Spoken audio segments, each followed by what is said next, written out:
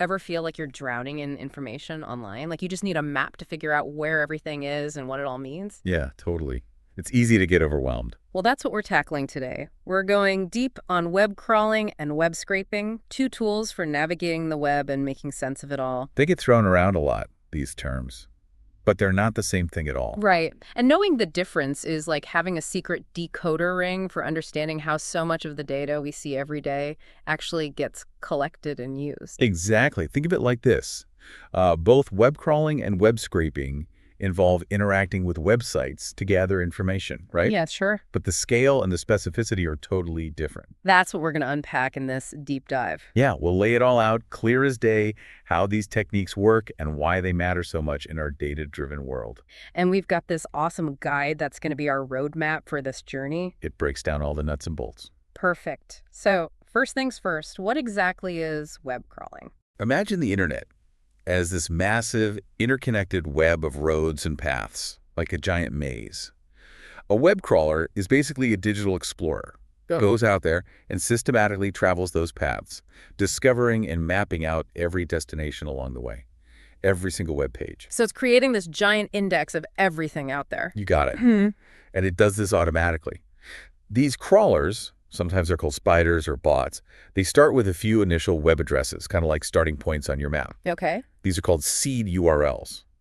And from there, they follow every link they find, branching out further and further, uncovering more and more pages. Wow, it's a never-ending exploration. It's a continuous cycle of discovery. And this is basically how search engines like Google work, right? Oh, interesting. Without those crawlers constantly out there finding and cataloging new content, updating their records, the search results we rely on wouldn't even be possible. That makes so much sense. You just type something into the search bar and boom, results. But I never really thought about the army of digital explorers behind the scenes making it all happen. Right. It's easy to take for granted. And these crawlers are seriously sophisticated. I mean, they're not just simple programs clicking links. They have to deal with all sorts of different technologies and content. Oh, I bet. Secure connections, different file types, videos, PDFs, not just regular web pages. Yeah.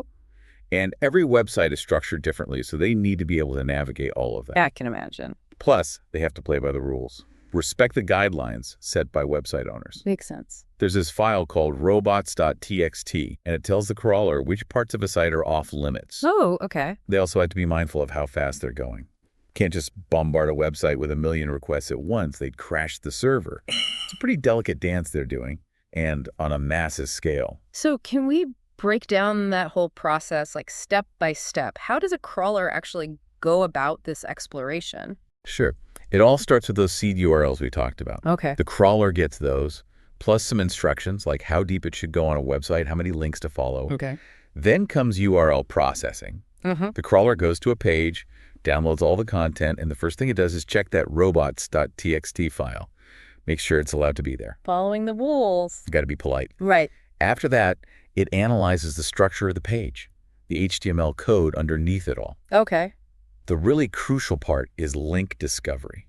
That's gotta be key. The crawler grabs all the links it can find and adds them to its list of new places to visit. Like adding more destinations to its map. Exactly. Some of those links might be relative, meaning they only make sense in the context of the current page. You know, like when you see just about for the about page. Yeah. The crawler has to figure out the full web address. Then all those new URLs get put into a queue, like a waiting list of pages to explore. And crawlers get pretty smart about managing that queue, prioritizing certain types of links or websites, and then the whole cycle starts again. Takes a URL from the queue, visits the page, finds more links, and so on. Usually there's a limit on how deep it goes, otherwise it could just keep going forever. Yeah, that makes sense. The guide we're looking at actually has a little bit of Python code to show how this works in practice. Yeah, that little snippet gives you a real taste of the core principles. It uses the requests library to fetch the content of a web page in Beautiful Soup to help parse the HTML. Cool. You can actually see how it starts with that seed URL and keeps track of what it's already visited so it doesn't go in circles. Smart. And there's a function called URL join. That's what takes those relative links and turns them into full web addresses. Oh, right. Right. And check this out, time.sleep1. That's just a simple way to pause for a second so the crawler doesn't overwhelm the website. Oh, like taking a breath so you don't get out of breath. Exactly. And it also includes something called a user agent that basically tells the website who's visiting. plus some basic error handling, just in case something unexpected happens. Yeah, the safety net. Yeah, exactly. Now, it's a simplified example, but it captures the basic idea of how a web crawler does its thing. Awesome. Okay, so we've got crawling down. Now let's switch gears to web scraping. How's that different? If crawling is like exploring and mapping a vast territory, web scraping is more like going to a specific spot on the map and extracting valuable resources. Okay, more targeted then. Way more targeted.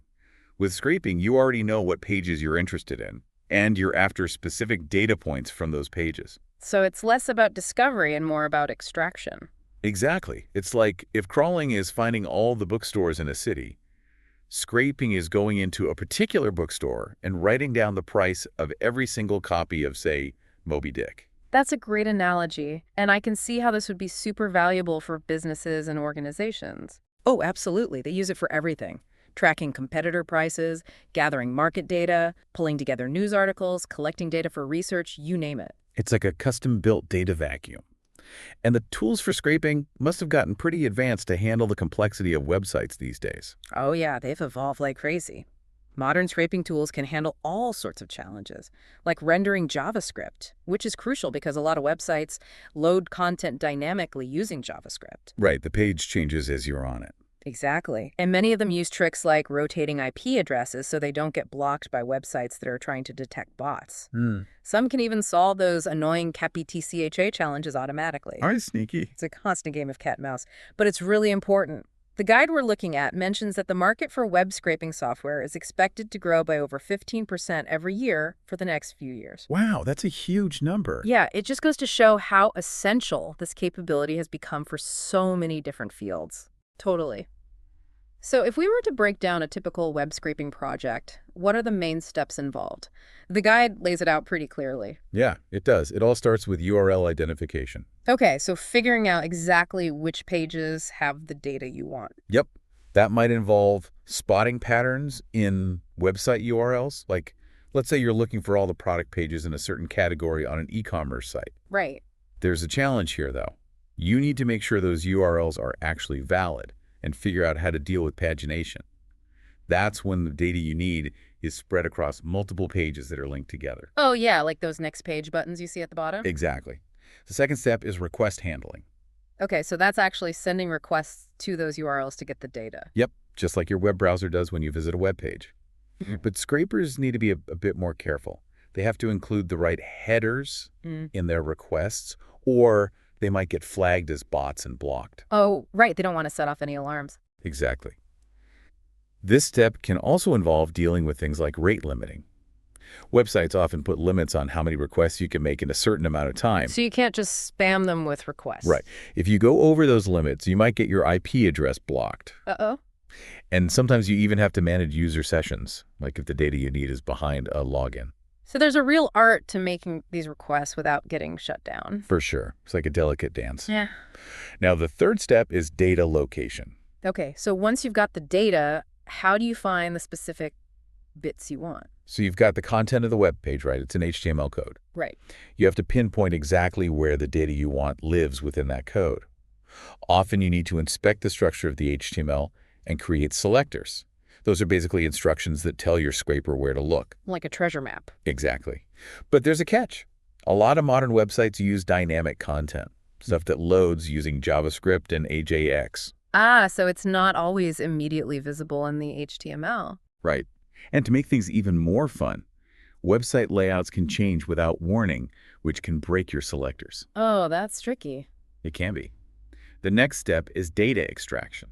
So this is where you finally get the prize. Exactly. This is where you actually parse the HTML and pull out the data you need. You also need to build in error handling, because sometimes the data might be missing or formatted differently than you expect. Good point. Got to be prepared for anything. Right. Finally, the last step is data storage. Okay, so saving all that precious data you've collected. Exactly. You need to save it in a way that's useful, like a CSV file or a database. Often that involves cleaning up the data, formatting it consistently, and making sure you don't have any duplicates. Right, got to make sure it's all tidy and organized. Exactly. Okay, so I'm seeing the big picture here. Crawling and scraping both involve interacting with websites, but they have very different levels of focus. Yeah, it's all about the scope. Crawling is broad and exploratory, building that big index of the web. Scraping is super focused, extracting very specific data. And it sounds like they often work together. The guide mentioned that, right? Oh, absolutely. Yeah. In the real world, using both crawling and scraping together is often the most effective strategy. Like imagine an e-commerce company trying to keep track of their competition. Okay. They might use crawling first to find new online stores or new product categories they need to be aware of. Then, once they've found the right areas of the web, they switch to scraping to pull out specific data like prices, descriptions, reviews, all that good stuff. Makes sense. You need to find the right spots before you can start digging for gold. Exactly. Same goes for research. A research institution might crawl through a bunch of academic journals to find papers on their topic. Right. Then they use scraping to grab key information from those papers. Things like citations, author affiliations, publication dates. So it's a powerful 1-2 punch. It is. Now, beyond the technical stuff, are there any best practices or ethical considerations people should keep in mind when crawling or scraping? Oh, absolutely. On the technical side, the guide really stresses the importance of rate limiting. Right, got to be a good internet citizen. Exactly. Don't want to overload those servers. Robust error handling is crucial too. You want to make sure your crawlers and scrapers are reliable and can handle unexpected hiccups. Of course. Got a plan for the unexpected. Right. And writing clean, well-documented code is a must. Makes it way easier to maintain and update things down the road. Plus, using rotating proxies and managing those user agent strings can help you avoid getting blocked by websites that are trying to keep bots out. Makes sense. Got to be smart about it. Right. Now, on the ethics side, what are the big things to consider? Well, the most important thing is to respect the websites you're interacting with. Read their terms of service carefully and stick to them. Like the digital equivalent of no trespassing signs? Exactly. And of course, responsible rate limiting is key. Yeah. Don't be greedy with those requests. Be a good neighbor. Exactly. And if you're collecting any personal data, be extra careful. Make sure you're handling it responsibly and in line with all the relevant privacy regulations. It all comes down to being mindful of the impact you're having and minimizing any disruption or harm. Right. With great power comes great responsibility. Exactly. So I'm curious, how does the tech community view crawling and scraping? Are they seen as two totally separate things or more like two sides of the same coin? That's a great question. The guide actually touches on this, referencing discussions on forums like Reddit and Stack Overflow. Seems like the general consensus is that they're closely related but distinct. Crawling is seen as that fundamental discovery process, building the map of the web through link traversal. Okay. Scraping is more focused, extracting that specific data once you've found the right pages. So two different tools for different jobs. Yep.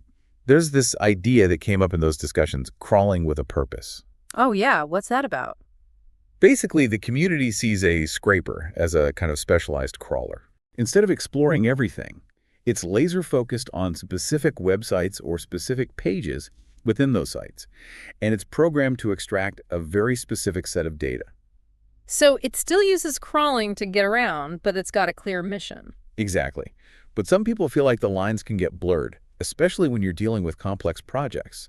Like, imagine building a system that tracks product availability and prices across a bunch of e-commerce websites. You might crawl to find new listings that fit your criteria, and then immediately scrape those listings for the details you need. Right. So discovery and extraction happen almost simultaneously. Exactly. And from a technical perspective, what developers really focus on is how the content gets processed once it's been fetched. Okay. Crawlers are all about finding and following links, building that map. Scrapers are all about digging into the HTML and pulling out specific data elements. So different goals lead to different approaches. Exactly. Well, this has been a fascinating deep dive. I feel like I finally understand the nuances between crawling and scraping. I'm glad to hear it. It's a really interesting area. And knowing the difference is key to understanding how a lot of the internet actually works. Totally agree. So for someone who's just tuning in, what's the big takeaway here? The key thing to remember is that both crawling and scraping are ways to gather data from the web, but their core purposes are different. Crawling is for discovery, indexing, creating that big map of the internet. It's the backbone of search engines. Scraping is for targeted extraction, getting specific data from specific pages. And we're seeing more and more situations where these two techniques are being used together. Right. It's not always a choice between one or the other. Exactly. And as web technologies continue to evolve, the ability to ethically and efficiently gather data from the web, whether through crawling, scraping, or a combination of both, is only going to become more important. Absolutely. This has been super illuminating. Thank you so much for sharing your expertise. My pleasure. It's a constantly evolving field, and I'm always happy to talk about it.